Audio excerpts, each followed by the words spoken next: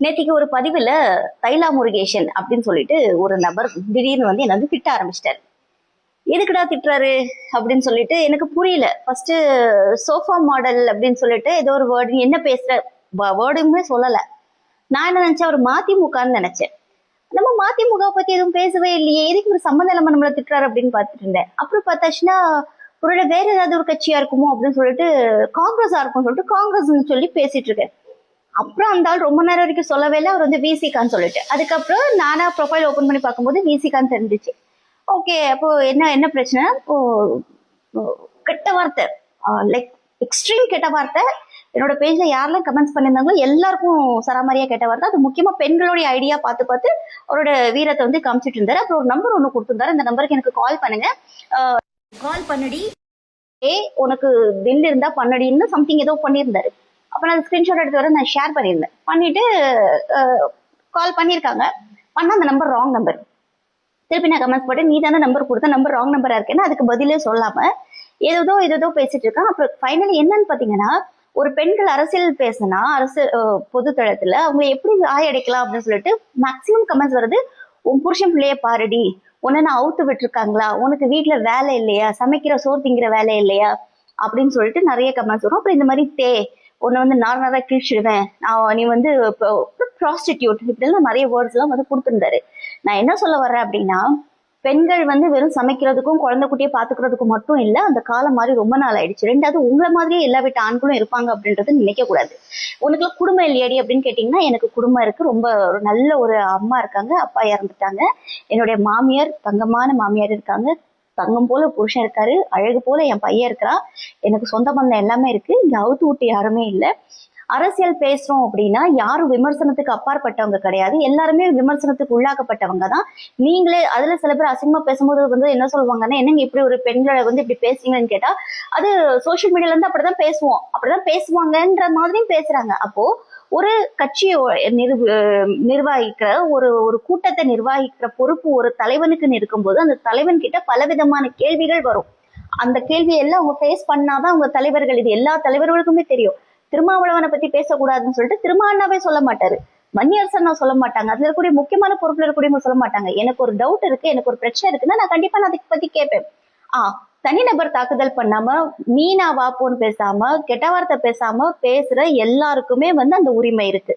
ஆனா இன்னைக்கு social media என்ன ஆயிடுச்சுன்னு பாத்தீங்கன்னா, நீங்க பாட்டுக்கு தகாத வார்த்தை தலைவர்களா இருக்கட்டும். பட் இதுல விசிகேல வந்து ஒரு சில பேர் என்னன்னா தனிப்பட்ட அட்டாக் பண்ணுவாங்க. இப்ப நான் பேசுறேன்னா என்ன வந்து அட்டாக் பண்றாங்க.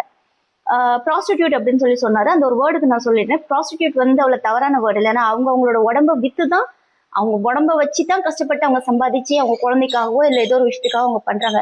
ஆனா பிம்ப் இருக்கான் பாரு, அவன் வாழவே தகுதி இல்லாதவன்.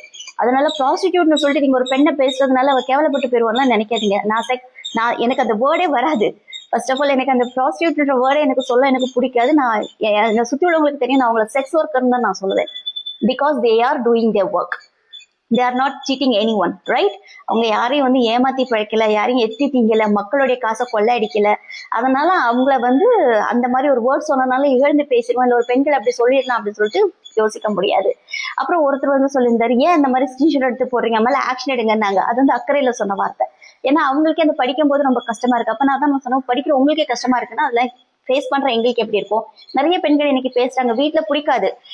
எனக்கே தெரிஞ்ச 2-3 பேர் இருக்காங்க, அவங்க அரசியல் பேசுறதே தெரியாது. வீட்டுல ஏதோ ஒரு பேர்ல வந்து அவங்க ஐடியா ஓபன் பண்ணி வச்சுட்டு பேசுறாங்க. ஏன்னா ஒரு ஆதங்கம். ஒரு குடும்பத்தை நிர்வகிக்கக்கூடிய ஒரு பெண்களுக்கும் ஒரு ஆண்களுக்குமே தெரியும் இந்த கஷ்டம் என்ன அப்படின்னு. அப்போ ஒரு நாடு நாசமா போகுதுன்னா அது 4 பேர் கேள்வி கேட்பாங்க. முக்கியமானவங்க, நீங்க இவ்வளவு பேசுறீங்களே, நீங்க கேளுங்க அப்படின்னு சொல்லுவாங்க. இப்ப நான் ஒரு விஷயத்த கேட்க முடியாத என்னால திருமாவளவனை கேட்க முடியும். அப்ப நான் திருமாவளவன்ட்ட சொல்லுவேன், ஆனா நீங்க ஏன் வாயை திறக்க மாட்டேங்க, பேசுங்கன்னு நான் சொல்லுவேன். நானு அவர் வந்து ஒரு சாதி தலைவர் கிடையாது, அவர் ஒரு சாதிக்குள்ள வந்து நீங்க அடைக்க முடியாது. எந்த தலைவர்களா இருந்தாலுமே சரிதான், அது A to Z யாரா இருந்தாலும் சரிதான். இப்ப என் மக்கள் வாழணும்னு சொல்லிட்டு நான் இன்னொருத்தர் கொலை பண்ண போறேன்னா இல்லையே. அப்போ நீங்க வந்து ஒரு அடையாளத்தை வச்சுக்க ஒரு விக்டிம் கார்டு இருக்கு. நான் விக்டிம் கார்டுக்குள்ளே நான் வரமாட்டேன். நான் வந்து ரொம்ப ஆனஸ்டா நான் சொல்றேன். அது என் ஃப்ரெண்ட்ஸ்க்கு தெரியும், என் சுற்றுலங்களுக்கு தெரியும். நான் பொம்பளையாக்கோ ஐயோ பெண்கள் அப்படி பேசிட்டாங்க இந்த விக்டிம் கார்டுக்கு நான் வரமாட்டேன். ஐயோ நான் வந்து அந்த ஜாதியில இருந்து வந்திருக்கேன், நான் ரொம்ப தாழ்ந்த ஜாதியில இருந்து வந்திருக்கேன் அப்படின்னு நான் விக்டிம் கார்டு கொண்டு வர மாட்டேன். எங்கவா எப்படி தெரியுமா, எங்க தாத்தா அப்பவே அப்படி, எங்க தோப்பனார் அப்படி அப்படின்னு அந்த விக்டிம் கார்டையும் நான் கொண்டுட்டு நான் வரமாட்டேன். நான் எந்த விக்டிம் கார்டையும் கொண்டு வர மாட்டேன். ஒரு சாதாரண பூச்சி மாதிரி அவனும் ஒரு உயிர் அவ்வளவுதான். அவன் ஒரு பெரிய டேஷ் எல்லாம் கிடையவே கிடையாது. ஏடா இன்னைக்கு இருக்கிறோம்டா நாளைக்கு இருக்குமா இருக்க மாட்டோம் தெரியாது. இந்த வீடியோ போஸ்ட் பண்ண அடுத்த அரை மணி நேரத்துல இருக்க மாட்டேன்னா தெரியாது. ஸோ எல்லாருக்குமே ஒரு ஹெல்த் இஷ்யூஸ் இருக்கு, எல்லாருக்குமே பிரச்சனைகள் இருக்கு. அந்த பிரச்சனையோட தான் நம்ம அரசியல் பேசுவோம். அரசியலா பேசுங்கன்னு சொல்றோம். இப்ப திரும்ப அண்ணா வந்து விமர்சனத்துக்கு அப்பாற்பட்டவரானா கிடையாது. அவரும் விமர்சனத்துக்கு உள்ளாக்கப்பட்டவர் தான். விமர்சனங்களுக்கு வரும், அவருக்கு தெரியும். நாங்க கேட்போம், கேள்வி கேட்போம். அதை கேட்க கூடாதுன்னு சொல்ற உரிமை உனக்கு கிடையாது. இதே ஸ்டாலின் அவர்களையும் நான் கேட்டிருக்கிறேன். ஏன் இந்த மாதிரி இருக்கு, கரண்ட் கட்டா இருக்கும்போது கேட்டிருக்கிறோம். இங்க நாகர்கோயில்ல மேயர் வந்த டைம்ல இங்க திருவிழா டைம்ல நிறைய கடைகளுக்கு அதிகமா வாடகை வசூல் பண்ணாங்க. அதையும் நான் வந்து என்னோட Facebookல நான் போட்டு நான் கேள்வி கேட்கதான் செஞ்சேன். இங்க கேள்வி கேட்காம யாரும் கிடையாது. மகாத்மா காந்தியை விமர்சனத்துக்கு உள்ளாக்கப்பட்டவர் தான். எனக்கு விமர்சனம் இருக்கு மகாத்மா காந்தி மேல, எனக்கு இருக்கும் விமர்சனம் இருக்கும். ஏன்னா ஒவ்வொருத்தரும் ஒவ்வொரு படிச்சிருப்போம்.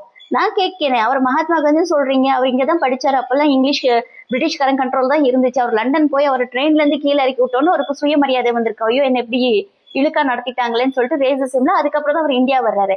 அப்போ அவர் எப்படி மகாத்மா காந்தி? என்கிட்ட 3 வேளை சாப்பிட்டாலும் என்னோட பட்னி, ஒருத்தரோட பட்னி எனக்கு புரிஞ்சுட்டுனா அவன் மகாத்மா.